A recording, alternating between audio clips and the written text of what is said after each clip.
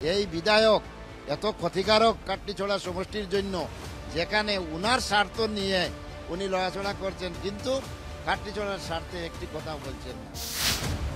এবং আমি সতর্ক করে দিয়েছি আমাকে যেন টানে না আনার জন্য। যদি টানে এনেন তাহলে ওদের মানে অবস্থা বেহাল হয়ে যাবে। উনার পায়ের নিচে কোনো মাটি নেই। উনি এখন কিভাবে সরকারের কুসামুদ করতেছেন। কোন দল থেকে নির্বাচন করার মন করেছেন? আমি দলে আছি, আইডিএফ দলে আছি। আইডিএফ দল যেটা করবে, আমাকে যদি টিকিট দেয় তাহলে আমি খেলবো, না হলে জনসাধারণের লোকে। বিকল্প বিজেপি বা অসম গণ পরিষদ বা কংগ্রেস? বিজেপিও বলেছে উনাকে নেবে না, এজিপিও বলেছে উনাকে নেবে না। উনি কিন্তু পিছে পিছে দৌড়ঝাঁপ করতেছেন। হাইলাকান্দি জেলার বহু প্রতীক্ষিত মডেল ডিগ্রি কলেজ কবে স্থাপন হবে?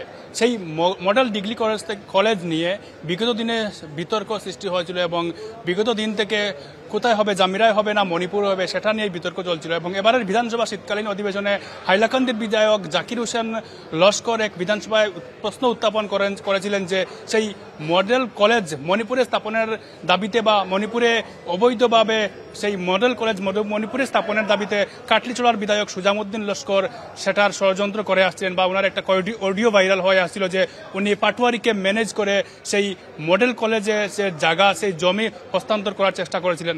এই মুহূর্তে আমার সাথে রয়েছেন কাটলিছড়ার বিধায়ক সুজামউদ্দিন লস্কর। আপনার কাছে জানতে চাইব যে অর্থাৎ হাইলাকান্দির বিধায়ক জাকির হোসেন লস্কর বিধানসভায় প্রশ্ন করেছিলেন, তারপর আপনিও সেটার প্রশ্নরে আপনি উত্তর দিয়েছিলেন যে অর্থাৎ আপনার একটা অডিও ভাইরাল হয়েছিল। তারপরে যে মডেল কলেজ আপনি অর্থাৎ পাটওয়ারির সাথে মিলে বা বিভিন্ন জেলা শাসকের সাথে মিলে আপনি যে জামিরা থেকে হস্তান্তর করে মণিপুরে স্থাপন করতে চাইছিলেন, সেই বিতর্ক নিয়ে কি বলবেন? দেখেন, কাটলিছড়া মডেল ডিগ্রি কলেজটা সরকার থেকে স্যাংশন পেয়েছে কাটলিছড়া সমষ্টিতে, দক্ষিণ হাইলাকান্দি এরিয়ায়। কিন্তু জাকির হোসেন লস্কর বিধায়ক হওয়ার পরে থেকে উনি অপচেষ্টা চালিয়ে যাচ্ছেন যে কাটলিছড়া থেকে মডেল ডিগ্রি কলেজটা কিভাবে উনার এলএসি হাইলাকান্দিতে নেওয়া যায়। আজকে দেখেন, হাইলাকান্দি এসডিএলএসির মিটিংয়ে যখন কলেজটা স্যাংশন হয় কাটলিছড়ায়, তখন ডিসি মহোদয় ৬০ বিঘা জমি হস্তান্তর করেন দীনদয়াল মডেল ডিগ্রি কলেজের জন্য বলদালদলদি সুলতানিতে। তারপরে ২ কোটি টাকার একটা মাটি কাজের স্যাংশনও হয়, কিন্তু এক্সিকিউটিভ ইঞ্জিনিয়ার রিপোর্ট দেন ডিসি মহোদয়কে যে টিলা কাটিংয়ের জন্য ১২ কোটি টাকার দরকার। তখন সরকার থেকে একটা চিঠি আসে জেলাধিপতির কাছে যে বলদাবলদি সুলতানিতে কোনো অবস্থায় কলেজ হবে না, কারণ ১২ কোটি মাটি কাটার জন্য আর আরও ৮ কোটি বিল্ডিংয়ের পাইলিংয়ের জন্য টোটাল ২০ কোটি টাকার এক্সট্রা প্রয়োজন হয়। ৯ কোটি টাকার বিল্ডিং, ২০ কোটি টাকার মাটি কাটা আর পাইলিংয়ের দরকার। তারপরে ডিসি মহোদয় আমাকে ফোনে বলেন যে বিধায়ক সাহেব, আমি ৩ জন বিধায়ককে ফোন করেছি যে বলদাবলদি সুলতানিতে কলেজ হবে না। আমার সরকার থেকে একটা লেটার এসেছে যে কলেজটা যেহেতু জামিরাতে শুরু হয়ে গিয়েছে, জামিরা হাই স্কুলে ক্লাস আজ অবধি চলতেছে, যে কলেজটা হাইলাকান্দি জেলার ভিতরে যেখানে ৩০ বিঘা জমি পাওয়া যায় সেখানে বিল্ডিংয়ের কাজ হবে। তখন তড়িগড়ি আমি আমার সমষ্টির ভিতরে কোনো সরকারি জায়গা নাই, পাবলিক কোনো ৩০ বিঘা জায়গা ডোনেশন করে না, আমি মিডিয়াতে বারে বারে বলেছি। তখন আমি দৌড়ঝাঁপ করে এগ্রিকালচারের ৪৫ বিঘা জমি থেকে ৩০ বিঘা জমি সরকার কর্তৃপক্ষ মডেল ডিগ্রি কলেজের জন্য এনওসি দিয়েছে। তারপরে ওই ৩০ বিঘার পরিবর্তে এগ্রিকালচারকে আবার হাইলাকান্দির জেলাধিপতি কুকিছড়া গ্রান্ট থেকে ৩০ বিঘা অল্টারনেটিভ দিয়েছেন। মানে ওইখানে কলেজের জন্য দেওয়া হয়েছে, আর নদীর হই পারে কুকিছড়াতে এগ্রিকালচারের জন্য ৩০ বিঘা দেওয়া হয়েছে। কিন্তু আজকে দুঃখের বিষয়, একজন বিধায়ক বারে বারে অ্যাসেম্বলিতে কোয়েশ্চেন আনতেছেন। গত বছর একবার এনেছেন যে কিভাবে এগ্রিকালচারের জমি দেওয়া হলো, এইবার 2টা কোয়েশ্চেন এনেছেন, একটা রেভিনিউ বিভাগে আর একটা এগ্রিকালচার বিভাগে, যে ওনার মনোকামনা কোনোদিন পূরণ হবে না যতদিন আমি বিধায়ক জীবিত আছি। কাটলিছড়াতে এই মডেল ডিগ্রি কলেজ হবে, চাহে বলদাবলদি সুলতানিতে হোক, অলইছড়াও হোক, কাটলিছড়া সমষ্টির ভিতরে হবে, উনার মনোকামনা কোনোদিন পূরণ হবে না। কি ভিডিও ভাইরাল হয়েছে, কি ভাইরাল হয়েছে! আজকে মন্ডল পাটোয়ারি ডিসি মহোদয় 30 বিঘা জমি হস্তান্তর করে দিয়েছেন, যেটা ক্যাবিনেট ডিসিশনে পাস হয়েছে। 4-5 বিঘা জমি এই ডাইরেক্টর মহোদয় দিতে পারেন, তার উপরে হলে ক্যাবিনেট ডিসিশন নিতে হয়। তখন ক্যাবিনেট ডিসিশন নিয়েই 30 বিঘা জমি উপহার দেওয়া হয়েছে মডেল ডিগ্রি কলেজের জন্য কাটলিছড়া সমষ্টির ইন্টারেস্টে। আমি সরকারকে ধন্যবাদ জানাই। আজ অবধি আমি বলছি, যদি বলদাবলদি সুলতানিতেও হয় আমার আপত্তি নেই, না হলে এই অলইছড়াতে হবে। কারণ উনি চাচ্ছেন, উনি কালাচড়ায়, নরসিংপুর, বাগান, বন্দুকমারা যে কোনো জায়গায় উনি তখনও চক্রান্ত করেছিলেন। আজকে উনি কাটলিছড়ার ব্যাপারে কথা বলেন না, উনি বলছেন এগ্রিকালচারের জমি কিভাবে দেওয়া হয়েছে। আমি আমার সমষ্টির জনসাধারণের স্বার্থে বলতেছি, এই বিধায়ক এত ক্ষতিকারক কাটলিছড়া সমষ্টির জন্য, যেখানে উনার স্বার্থ নিয়ে উনি লড়াচড়া করছেন, কিন্তু কাটলিছড়ার স্বার্থে একটি কথাও বলছেন না। যে মডেল ডিগ্রি কলেজ 14-15 ইংরেজিতে তরুণ গগৈ সরকারের সময় স্যাংশন হয়েছে, আজকে 25 ইংরেজি চলতেছে, কিন্তু এই সরকারের পক্ষ থেকেও কোনো শুদ্ধ পজিটিভ কোনো সিগন্যাল নাই, যেখানে আজ পর্যন্ত কাজ আরম্ভ হয়নি। একবার টেন্ডার হয়েছে, কিন্তু তারপরেও কাজ আরম্ভ হয়নি, টেন্ডার ক্যান্সেল হয়েছে। আমি অনুরোধ রাখছি কর্তৃপক্ষকে যে এইখানে যে কোনো উপায়ে এই কলেজটা যেন তড়িঘড়ি কাজ আরম্ভ করা হয়, চাহে বলদাবলদিতে হোক, অলইছড়ায় হোক, কাটলিছড়া সমষ্টিতে হবে। আর বিধায়ক উনি কোনো অবস্থায় কাটলিছড়ার কলেজ এগ্রিকালচারে প্রশ্ন দিয়ে আর কল রেকর্ডিং ভাইরাল দিয়ে কোনো লাভ হবে না। উনি কলেজের স্বার্থে কথা বলেন, কলেজ কিভাবে কাটলিছড়াতে হবে। তাই আমার বিধায়কদের দ্বন্দ্ব, অর্থাৎ আপনাদের বিধায়কদের দ্বন্দ্বের মধ্যে কিন্তু এই মডেল কলেজ অর্থাৎ আর মাত্র 3 মাস আছে, তারপর আপনারা হয়তো 26-এর নির্বাচন চলে আসবে, অর্থাৎ 26-এর নির্বাচন চলে আসবে। তারপর এই যে বহু প্রতীক্ষিত মানুষের স্বপ্নে দেখেছিলেন যে তাদের এলাকায় দক্ষিণ হাইলাকান্দির মতো প্রত্যন্ত এলাকায় একটি মডেল ডিগ্রি কলেজ হবে, এলাকার ছাত্রছাত্রীরা একটা সুন্দর উন্নত মানের কলেজ পাবে।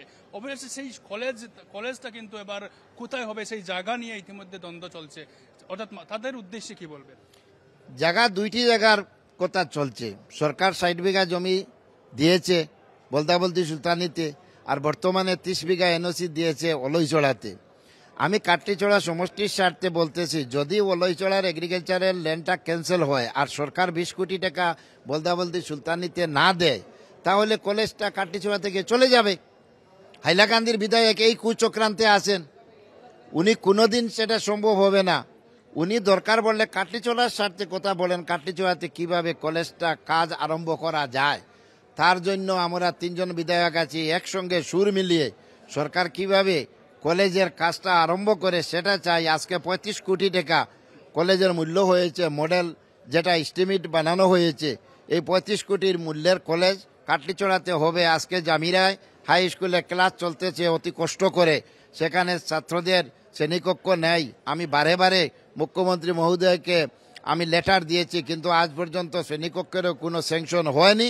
আমি এইখানের বিধায়ক, এইখানের কথাগুলা আমি তুলে ধরছি, আর উনি চেষ্টা করছেন কাটলিছড়া থেকে কেটে কিভাবে হাইলাকান্দি এলএসিতে উনার বাড়ির কিনারে নেওয়া যায়, সেটা কোনোদিন ফলস্বরূপ হবে না। জাকির হোসেন লস্কর এআইইউডিএফ দল থেকে নির্বাচিত হয়েছেন, আপনাদের সতীর্থ বিধায়ক ছিলেন, কিন্তু ইতিমধ্যে জাকির হোসেনের একটা ভিডিও ভাইরাল হয়েছে। উনি আমার সাথে সাক্ষাৎকারে বলেছেন যে অসময়ে মাত্র একটা দলই রয়েছে, মুখ্যমন্ত্রীর দল, অর্থাৎ এআইইউডিএফ দল যাকে বিশ্বাস করে বা হাইলাকান্দির মানুষ এই দল দেখে ওনাকে ভোট প্রদান করেছিল, কিন্তু উনি আজ এই মানুষদের সাথে গদ্দারি করলেন। উনি এআইইউডিএফ দল থেকে নির্বাচিত হয়েছেন, কিন্তু উনি কি করতেছেন আপনারা দেখতে পাচ্ছেন। উনি বিজেপির অফিসে গিয়ে বসছেন, উনি একটি দলের কথা বলছেন, উনার পায়ের নিচে কোনো মাটি নেই। উনি এখন কিভাবে সরকারের কুশামুদ করতেছেন, সরকার পক্ষে যাবেন। আমি শুনেছি বিজেপিও বলেছে উনাকে নেবে না, এজিপিও বলেছে উনাকে নেবে না। উনি কিন্তু পিছে পিছে দৌড়ঝাঁপ করতেছেন। উনি যে কোনো কলে কৌশলে এজিপি বিজেপিতে যোগদান করবেন, কিন্তু আমি খবর পেয়েছি আপনাদের মাধ্যমে যে কোনো অবস্থায় উনাকে কোনো দল সমঝিতেছে না। উনি এখন কলেজের পিছিয়ে লেগে আছে। হাইলাকান্দির বাকি দুই বিধায়ক অর্থাৎ জাকির হোসেন লস্করকেও নিলম্বন করা হয়েছে, নিজামুদ্দিন চৌধুরীকেও ইতিমধ্যে দল থেকে নিলম্বন করা হয়েছে। আপনাকে একটা শোকজ দেওয়া হয়েছিল দল থেকে, সেই শোকজের বিষয়ে কি বলবেন? আমাকেও শপথ দেওয়া হয়েছে, আমি শোকজের রিপ্লাই দিতেছি। দল যা করবে আমি মেনে নিব, কারণ আমি AIDF দল থেকে 2 বার বিধায়ক নির্বাচিত হয়েছি। দলের আমি কোনো ক্ষতি করিনি। দলের অবস্থা একটু খারাপ পার্লামেন্ট ইলেকশনের পর থেকে। আমি পঞ্চায়েত ইলেকশনেও বিভিন্ন স্থানে প্রার্থী দিয়েছি, জেলা পরিষদও একজনকে দিয়েছিলাম, আমার হাইলাকান্দি সমষ্টিতে আরেকজনকে দিয়েছিলাম, 2 জনকে দিয়েছি টিকিট। তারপরে আমার ইন্ডিপেন্ডেন্ট একজন ক্যান্ডিডেট নির্বাচিত হয়েছে। দল যেটা করবে আমি মেনে নিব। আমি দলের পক্ষে আছি, দলের পক্ষে কাজ করে যাব। দল যেটা করবে সেটা মেনে নিব। 26-এর নির্বাচন একদম সমাগত, অর্থাৎ আরো 2 থেকে 3 মাস পর থেকে শুরু হয়ে যাবে দোলজোড়। অর্থাৎ ইতিমধ্যে 3টা সমষ্টি থেকে হাইলাকান্দিতে মাত্র 2টা সমষ্টি হয়েছে, আলগাপুর, কাটলিচড়া ও হাইলাকান্দি সমষ্টি।